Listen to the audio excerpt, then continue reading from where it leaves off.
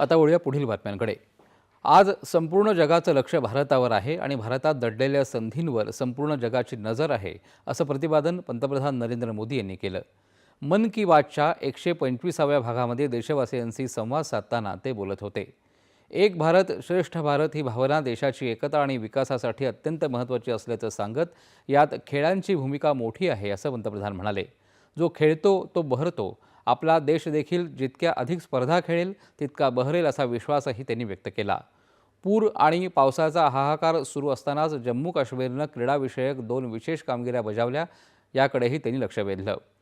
पुलवामामध्ये पहिला दिवस-रात्र क्रिकेट सामना पार पडला। हा सामना पाहिला विक्रमी संख्येने लोक जमले होते।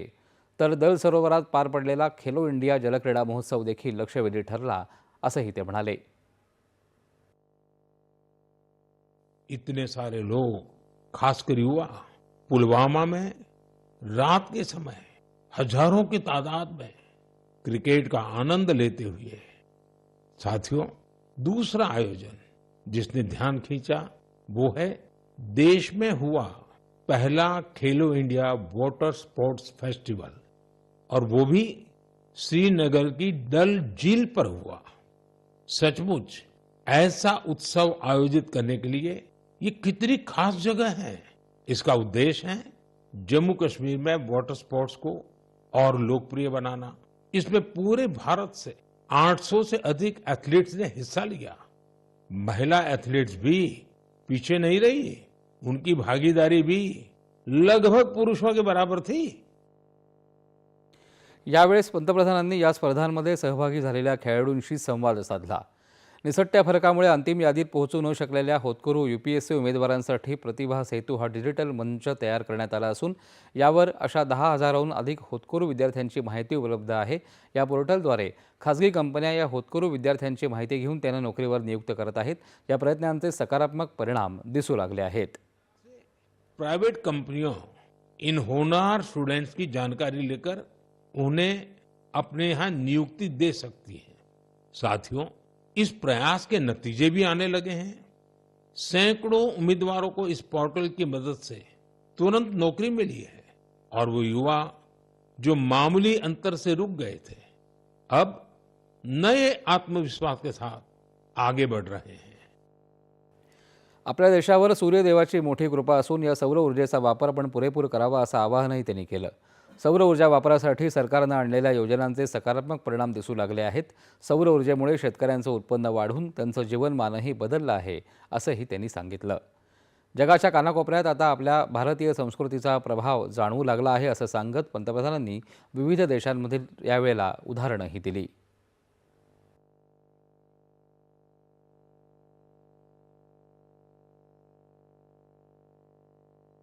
या काळात देशवासियांनी स्वदेशी विसर पडू द्यायचा नाही, भारतात उत्पादित गोष्टीच वापरायच्या आहेत असं आवाहन पुन्हा एकदा पंतप्रधानांनी केलं आहे।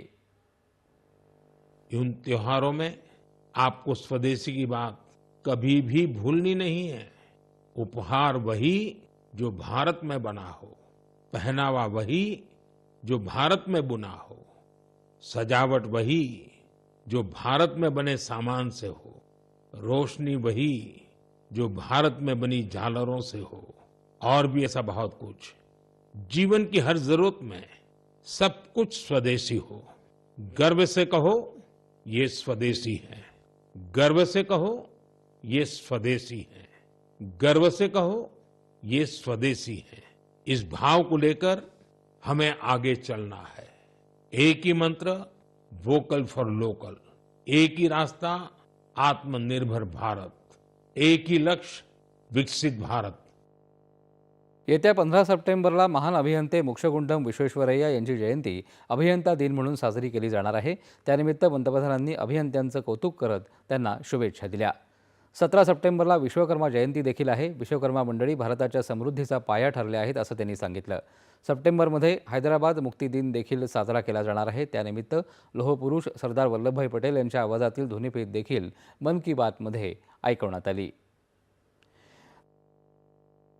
मध्ये पूर आणि भूस्खलनाच्या घटनांनी थैमान घातलं होतं। या संकटामध्ये स्थानिक लोक, सामाजिक कार्यकर्ते, डॉक्टर, प्रशासक यांनी शक्य ते सर्व प्रयत्न केले। संकट काळात सर्वप्रथम माणुसकी जपल्याबद्दल पंतप्रधानांनी यावेळेला त्यांचे आभारही व्यक्त केले।